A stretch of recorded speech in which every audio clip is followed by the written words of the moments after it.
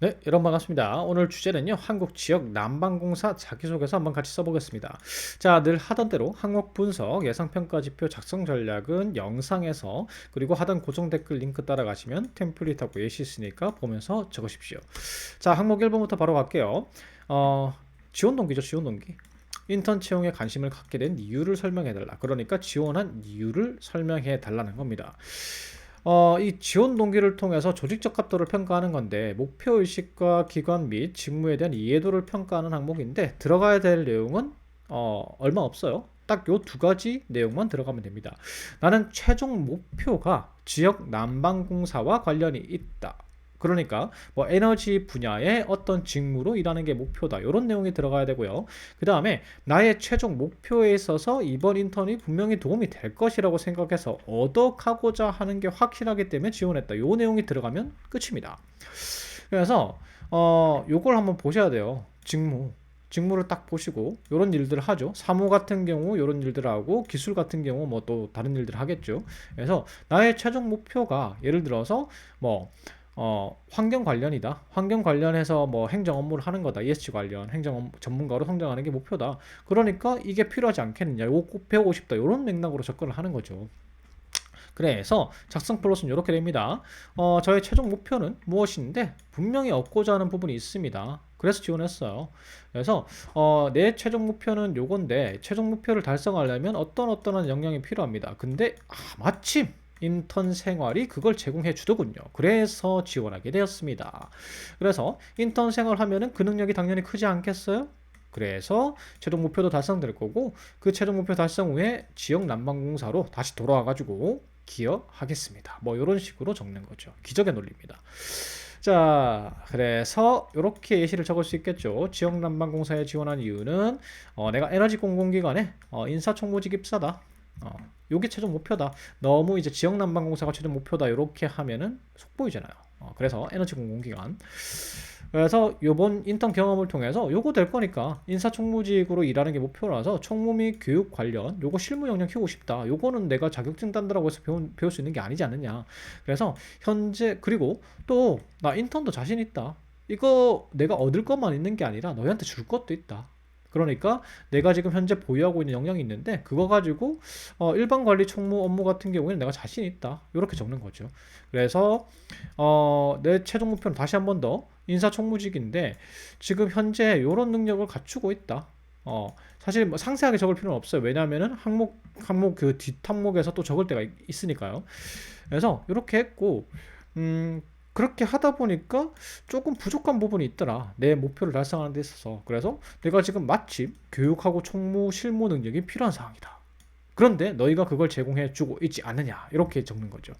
그래서 이번 인턴직 그 다음에 이제 인턴 생활을 통해서 얻고자 하는 걸 자세하게 상세 기술해야 되겠죠.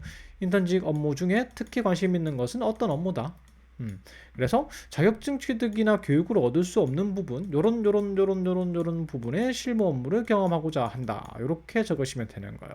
그리고 나서 요거 얻을 거니까 최종 목표에 다가갈 수 있을 거고 나중에 최종적으로 임직원에 도전해서 기여할 자신이 있다. 뭐 이렇게 작성하면 되는 거죠. 항목 1번 어렵지 않아요. 자, 항목 2번 갑니다. 요건 더 쉽죠. 이건 누가 봐도 직무 수행 능력의 평가고 사실 이걸 갖다가 적기 힘든 거는 내가 가진 게 없어서 적기가 힘든 거예요. 요거 항목 같은 경우에는 지원 직무를 수행하는 데 필요한 지식과 기술 요걸 갖다가 평가하고요. 태도까지 평가하지만 태도는 안 적는 게 낫습니다. 그래서 지원 직무를 수행하는 데 필요한 요런 이제 업무죠. 요런 업무를 수행하는 데 필요한 지식과 기술을 가지고 있는지를 평가하는 건데 사실 요거 직무 설명서에 자세히 뭐 지식과 기술이 나와 있지 않죠. 그래서 제가 한번 정리를 해봤습니다. 사무 쪽에서는요, 요런 것들이 필요하고요. 20 쪽에서는 기술은 요런 게 필요합니다. 그래서 여러분들이 이거 관련해서 자격증이 있는지 혹은 이거 관련해서 이제 교육을 들으셨는지 뭐 전공이든 아니면 외부 교육이든 들으셨는지 아니면 이것과 관련된 뭐 인턴이라든지 뭐 이런 거 실습이라든지 한 적이 있는지 이런 것들을 갖다가 쭉 정리를 하시면 돼요. 그렇게 해서 정리를 하시면 되고요. 화면 캡처하시면 되겠죠. 자, 그래서 작성 전략은요, 가지고 있는 자격과 교육 경험들, 이거와 상관없이, 이 내용과 상관없이 일단 여러분들이 가지고 있는 자격 경험, 이런 걸 갖다 쭉 정리해요. 그 다음에 한번 나눠보세요. 인턴 업무별로 뭐 예를 들어서 사무면은 일반 관리 총무와 관련된 자격증이나 교육들을 이렇게 나눠보는 겁니다. 뭐 커말이나 인사실무나 이제 사무 그 실습 뭐 이렇게 나누는 거죠. 그다음에 이공 같은 경우에도 건설 공사 진행 관련 업무 요 업무가 있죠. 요 업무와 관련된 자격은 내가 이렇게 보유하고 있구나. 자, 요렇게 이제 한번 분류를 해보세요. 그 다음에 개조식으로 보고서 형태로 정리해서 작성하시면 됩니다. 이게 무슨 말이냐면 어, 플롯은 간단해요. 플롯은 저는 어떤 능력을 가지고 있고요. 그래서 자신 있는 업무는 무엇입니다. 이렇게 처음에 잡으세요. 처음에 잡고 그 다음에 그 증거를 갖다가 밑에 보고서 형태로 정리를 하시면 되는 거예요. 바로 이렇게요. 처음에 저의 핵심 역량은 설비 유지 보수 역량과 안전 점검 역량인데 요걸 바탕으로 인턴 업무 중에서 요거 자신 있습니다. 그래서 제 능력을 정리를 하면 이렇게 됩니다 하고 정리를 하는 거죠. 그래서 설비 유지 보수 역량은요 자격증 이런 거 가지고 있고 교육은 전공을 통해서 이런 거 들었고요. 뭐 이런 내용 추가됩니다. 특히 뭐 연력학이나 기계공학 관련 과목들은 A 플러스 학점을 이수했다. 사실 요거 외에도 정규직 있잖아요. 여러분들이 정규직, 이 기술 빠졌네요. 정규직 직무 기술서를 보시면은, 요거 내용보다 더 자세하게 나와 있어요. 그래서, 여기에 내가 가진 게 너무 없다 하면은 정규직, 직무 기술서를 한번 참고해 보면 좋습니다. 자, 그래서 요렇게 이제 요런 교육을 들었고 관련 경험으로는 뭐 실습생 한 적도 있다. 요렇게 이제 적는 거죠. 그래서 요러요러한 경험과 교육과 자격증 취득으로 요 능력을 키웠고 그렇기 때문에 요 업무를 잘할 자신이 있습니다라고 적는 거죠. 논리 구조가 정확하죠, 명확하죠. 보통 한 두 개 정도 적으실 수 있을 겁니다. 글자 수가. 그래서 뭐 자격이 없으면 교육부터 적으면 되겠죠, 이렇게. 그래서 어떤 과목 들었고 몇 학점 이수했다. 안전점검과 관련해서. 그래서 교육 두 개, 경험이 두 개시거나 뭐 교육이 두 개시면 이런 식으로 적을 수도 있겠죠. 그래서 만약에 외부 교육을 적으실 때는 몇 시간 이수했고 어떤 거 배웠다. 이런 거 적으시면 되고요. 그래서 이런 역량 습득했고 이 업무에 자신 있다. 이런 식으로 정리만 쭉 하시면 됩니다. 글자 수가 500자이기 때문에 이렇게 적는 게 유리합니다. 서술식으로 적으면 하나밖에 못 적고요. 이렇게 적으면은 본인의 핵심 역량 두 가지 적음과 동시에 내가 어떤 업무에 자신이 있는지까지 경쟁력까지 적을 수가 있는 거죠. 자, 항목 3번 갑니다. 주어진 목표나 과업을 달성하기 위해서 계획을 수르르르르 딱 되어 있는데 이건 대인관계 능력, 팀워크를 평가하는 겁니다. 대인관계 능력의 하위 능력에 팀워크라는 게 있는데 이게 이런 거예요. 조직의 목표 달성이 있는데 목표가 있죠. 그 목표에서 스스로 역할을 인식해가지고 조직의 목표 달성에 부족한 부분을 보완하는 능력을 말합니다. 그래서 어떤 걸 적어야 되냐면 이렇게 적으면 됩니다.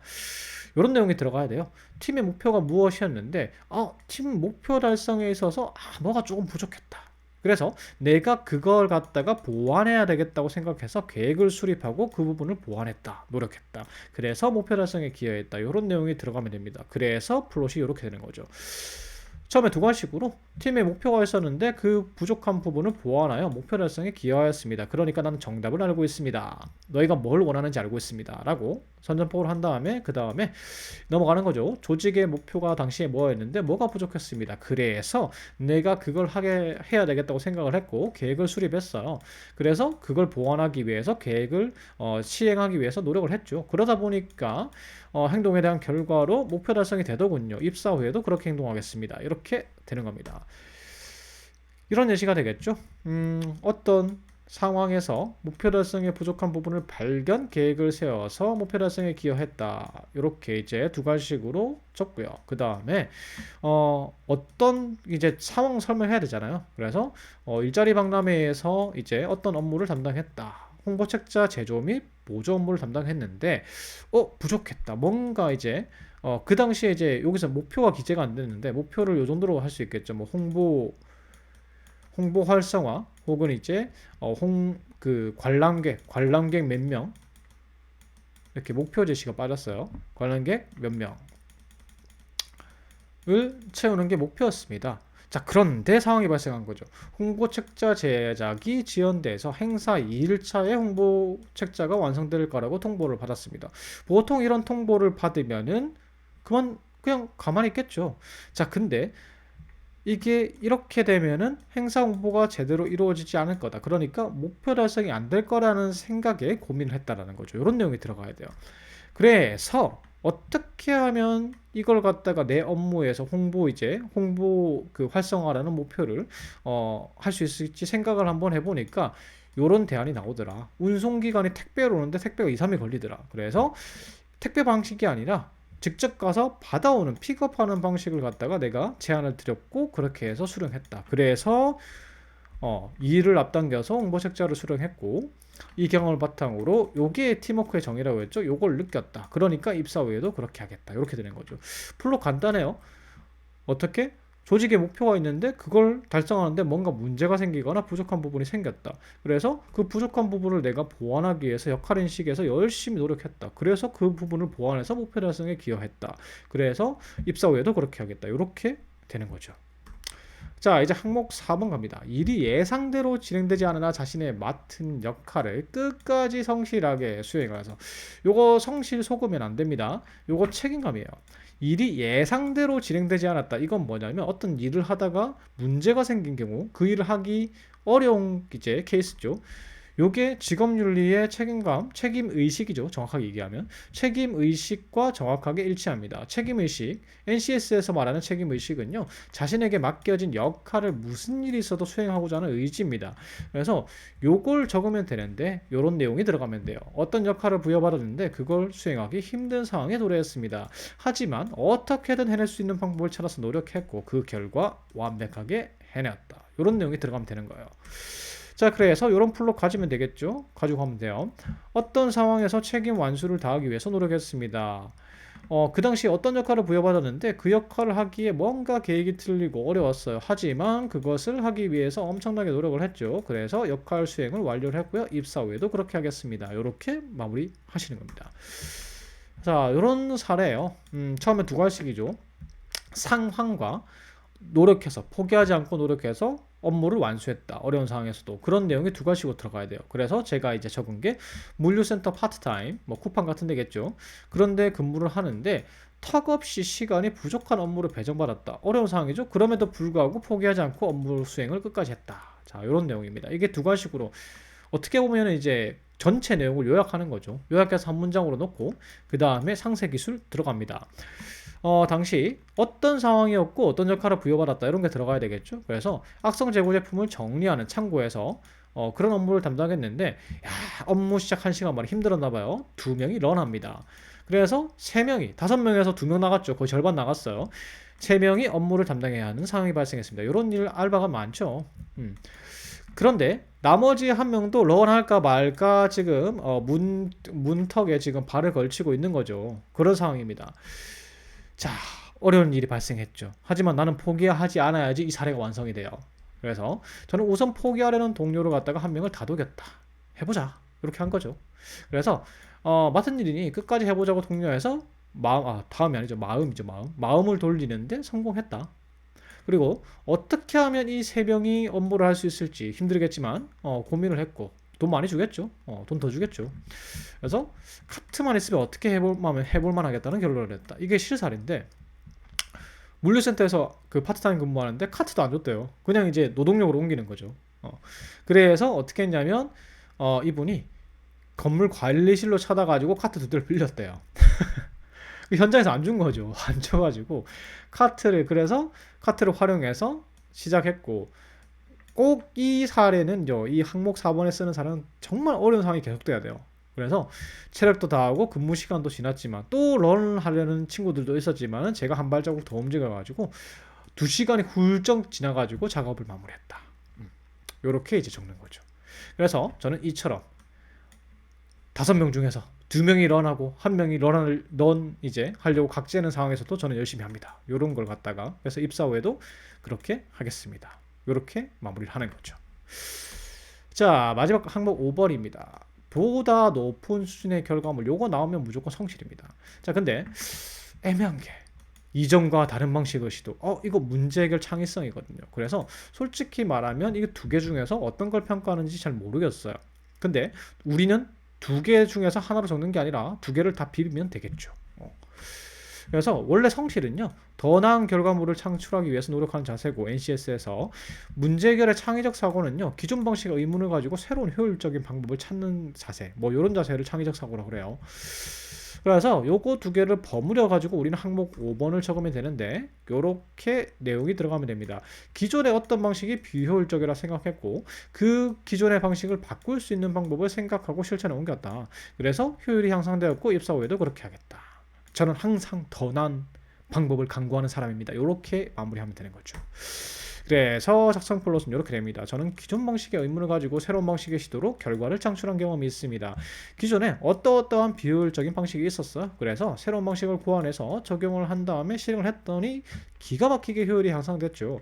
그래서 입사 후에도 이렇게 항상 이제 새로운 방식을 시도하는 그런 팀원, 직원이 되겠습니다. 이렇게 마무리하는 겁니다. 이런 식의 예시입니다. 어디에서 이제 새로운 방식을 시도해서 결과를 창출했다. 이런 게 들어가면 되겠죠. 그래서 카페 파트타임 아르바이트 하고 있는데 비효율적인 업무 동선을 개선해서 결과를 창출했다. 자, 이 사장님이 초짜였나 봐요. 그래서 이 당시에 어떤 비효율이 있었냐? 음료 제조하고 고객 응대하는데 피크타임이 3명이나 일하는 거예요. 사실 카페에 이제 그 공간이 넓지가 않잖아요. 근데 3명이 동시에 근무하는 거예요. 그래서 막 요런 이제 여기 이제 카운터가 있고 요 뒤에서 바삐 움직이는데 막 이제 근무자들끼리 엉키는 거죠. 사장님이 이제 초짜면 이런 일이 발생합니다. 그래서 이게 직원이 이제 생각한 거예요. 새로운 방식을 내세워야 되겠죠.